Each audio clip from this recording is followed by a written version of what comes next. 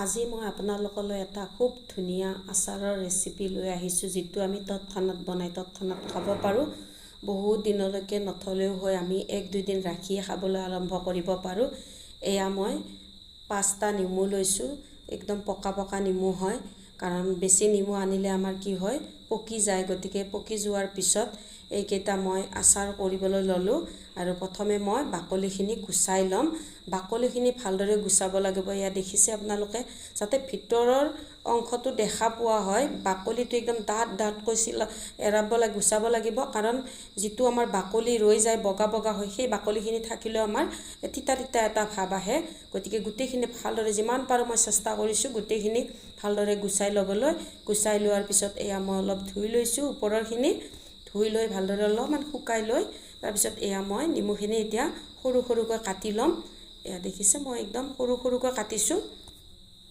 এয়া কাটি ল'লোঁ। কাটি লোৱাৰ পিছত এইখিনি মই এতিয়া 1 চামুচ নিমখ দি ভালদৰে সানি ল'ম ভালদৰে, যাতে গোটেই মানে নেমুখিনিত নিমখখিনি লাগি যায়। আৰু এই ঢাকনি লগাই মই ৰাখি দিছোঁ। ইয়াৰ পিছত মই যিখিনি আচাৰৰ মছলা লাগে সেইখিনি মই এতিয়া ৰেডি কৰিম। দেখিছে, মই বেহাৰ লৈছোঁ, পাঁচফোৰণ লৈছোঁ, জিৰা আধা চামুচ লৈছোঁ, চফ আধা চামুচ লৈছোঁ। এনেকৈ মই গোটেইখিনি লৈ লৈছোঁ, কাৰণ আমাৰ যিহেতুকে নেমু কম হ'ব, আচাৰ কম হ'ব, গতিকে যোগাৰো অলপমান কমেই লাগিব। এইখিনি মই অকণমান গৰম কৰি ল'ম, যাতে গৰম কৰি ল'লে আমাৰ মানে জাৰত দিলে অকণমান গুড়ি মানে ভালকৈ হয়, সেইবাবে মই অকণমান গৰম কৰি ল'ম। বেছি নহয়, অলপমান গৰম কৰিলেই হ'ল। এয়া মই এইখিনি অলপ ঠাণ্ডা হ'বলৈ দিম। ঠাণ্ডা হোৱাৰ পিছত মই এইখিনি গুড়ি কৰিম, কাৰণ গৰম নিদিওঁ। আৰু এই কেৰাহীটোতে মই এতিয়া যিখিনি আচাৰত তেল দিম সেইখিনিও মই গৰম কৰি ল'ম। ঠাণ্ডা তেল দিলেও হয়, এতিয়া নিজৰ ওপৰত কথা এইটো, বা মই গৰম তেল দিম বা ঠাণ্ডা তেলতকৈ গৰম তেলটো দিলে এটা ভাল, আচাৰখিনি সোনকালে বেয়া নহয়। সেইবাবে অলপ গৰম কৰি লৈ ঠাণ্ডা কৰি ল'ব। এইখিনি মই ঠাণ্ডা হৈ গ'ল, যিখিনি মছলা লাগিব সেইখিনি মই এতিয়া গুড়ি কৰি ল'ম। এয়া দেখিছে, গোটেই মিহি কৰা নাই, আধা গুড়ি কৰি লৈছোঁ। মানে দৰদৰীয়া হিচাপত ৰাখিব লাগে, আচাৰত দিলে তেতিয়া ভাল লাগে। এইবাৰ মই নেমুখিনিত যিখিনি মই নিমখ সানি থৈ দিছিলোঁ সেইখিনিত মছলাখিনি মই দি সানি ল'ম।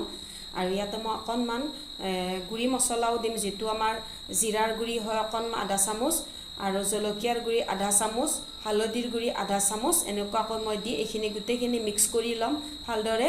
আৰু ইয়াৰ পিছত যিখিনি তেল গৰম কৰি থৈ দিছোঁ সেইখিনি তেলো মই ইয়াতে দি দিছোঁ। এয়া মোৰ গোটেই আচাৰৰ ৰেচিপি, যিমানখিনি আচাৰত যোগাৰ লাগে, যি আমাৰ সামগ্ৰী লাগে, মই গোটেইখিনি ইয়াতে দি দিছোঁ। ইয়াৰ পিছত মই এইখিনি ভালকৈ সানি লৈছোঁ।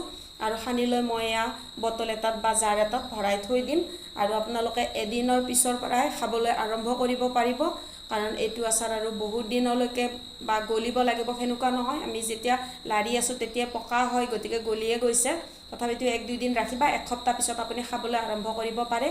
ভিডিঅ'টো চাই কেনে পাইছে কমেণ্টত জনাব আজিৰ ৰেচিপিটো।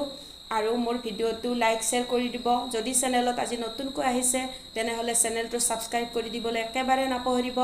আৰু ভিডিঅ'টো চাই পাহৰি নাযাব এটা লাইক কৰিবলৈ। আপোনালোকে লাইক কৰিলেহে মই আগবাঢ়ি যাব পাৰিম। গতিকে আজিলৈ এৰিছোঁ, আকৌ নতুন ভিডিঅ'ত লগ পাম। Bye bye friends.